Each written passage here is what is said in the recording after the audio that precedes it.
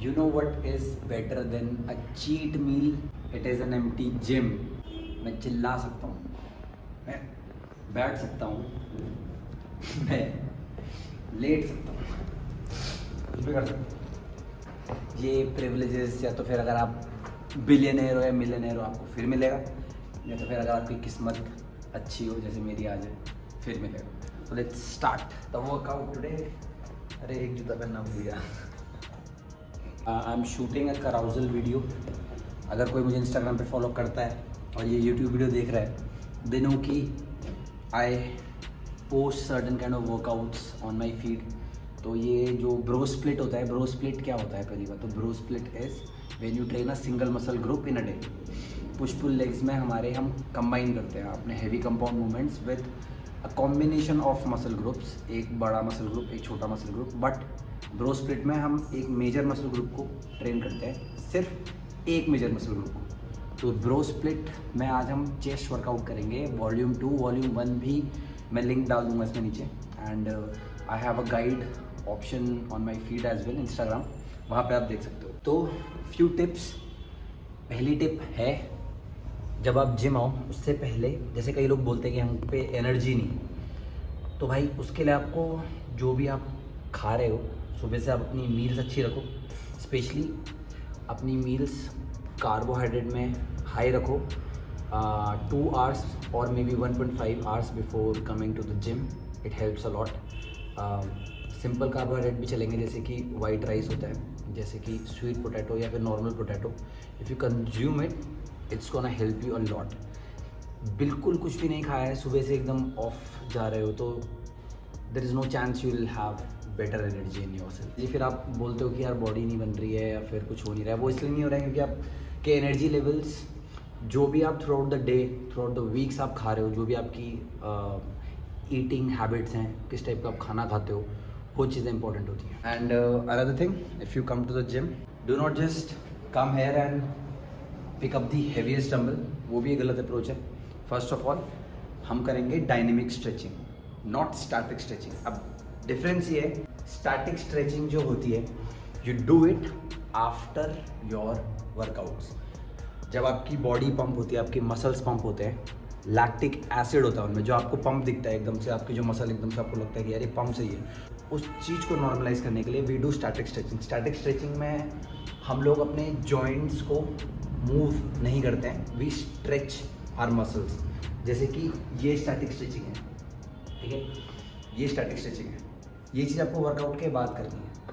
Starting में आपको क्या करना है, डायनेमिक स्ट्रेचिंग, जिसमें आपका एक सर्टेन रेंज ऑफ मोशन होता है अराउंड अ जॉइंट। तो since it's a chest day, the best exercise that I feel is then you do it with a minimum weight. It's gonna warm up your rotator cuff from outward to inward. And the third one.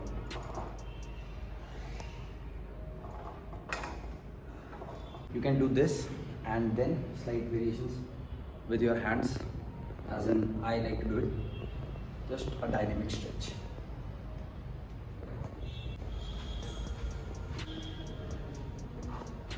दो sets warm up pushups करेंगे and then we'll head towards our main exercise. Pushups में it's not just about chest. Pushups आपका forearm train करता है, आपके triceps train करता है, आपका चेस्ट तो ट्रेन करता ही है, बट उसके साथ साथ आपके कोर स्ट्रेंथ को भी वो चैलेंज करता है। As an I am doing the pushup, for this I need core strength as well, so that मेरी जो बॉडी है वो सिर्फ मेरे हाथों पे डिपेंडेंट नहीं है, but the lower part of my body is dependent on my core. If my core is weak, हम पुशअप ऐसे नहीं कर पाते। दैट इज़ वाई वी से कि बिगिनर्स को अपने नीज पे पुशअप्स करना चाहिए, because they don't have that amount of core strength. तो फिर pushup is a very important compound moment, and if you are starting out always do it. It improves your mind muscle connection with your chest striations, your chest muscle fibers, and you become a better lifter with time. Let's do it.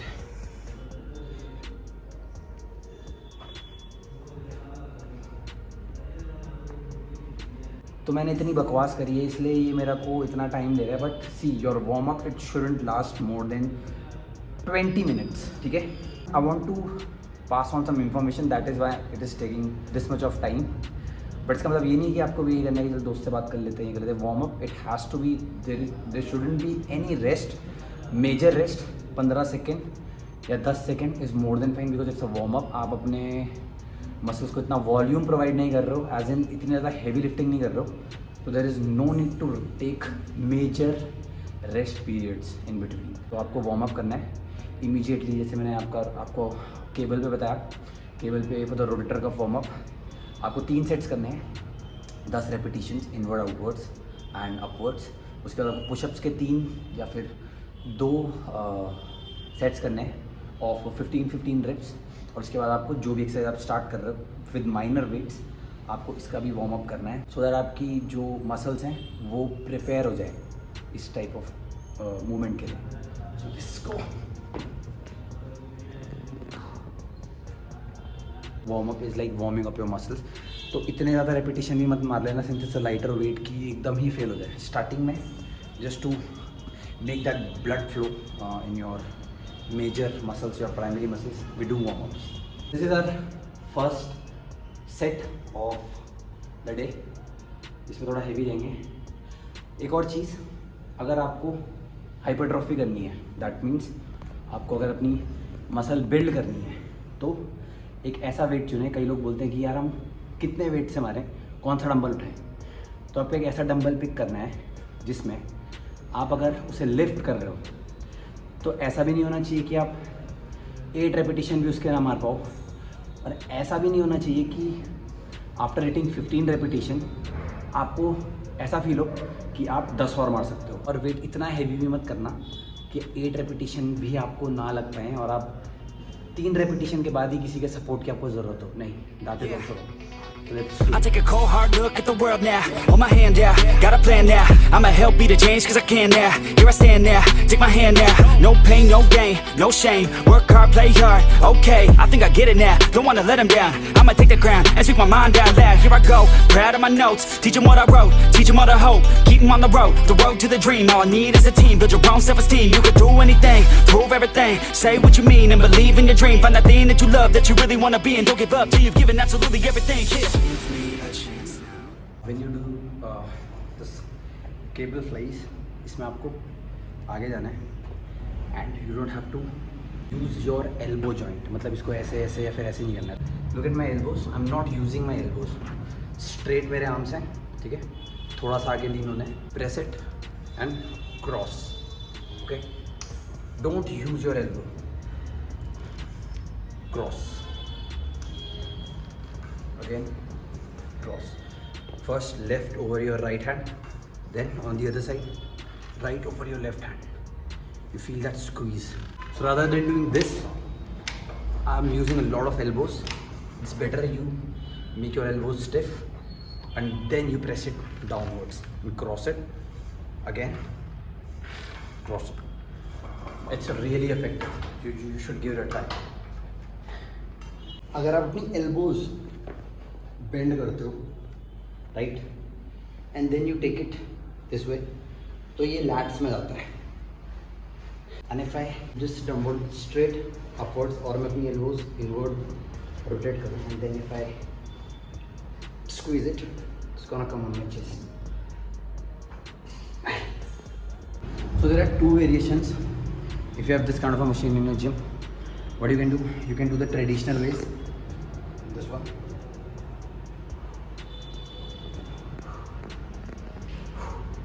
And if you want more squeeze towards your inner chest, what you can do, there's a slight tweak in this.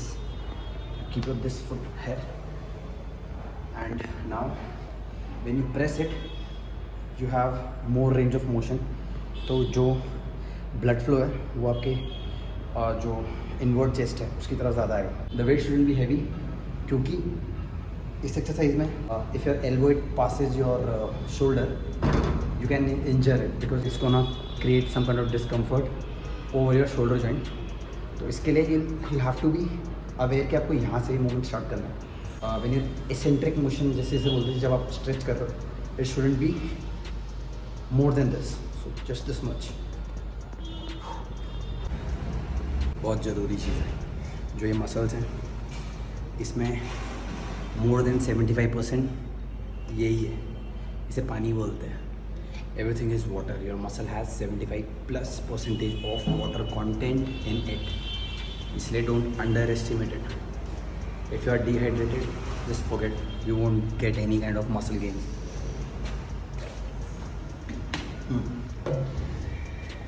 अब after your chest routine एक बहुत ही अच्छा stretch है। What we do in that, ये आपका हाथ है, ये 90 डिग्री है, इसे थोड़ा सा ऊपर ले जाना है, right. Find a ball like this, keep your hands over है, जैसे कि ये वाला साइड है तो the leg that is near to the wall, ये अंदर वाला लेग, इसे आगे करो, ठीक है। Now try chest outwards, take a deep breath, stretch, hold it for 10 seconds.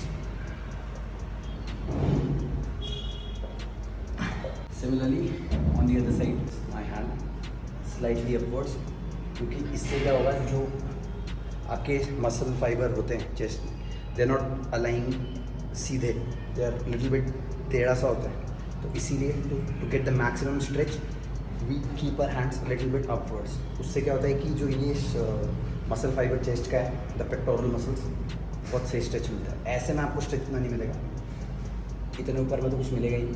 This right, okay, this, take a deep breath, lean a little bit forward,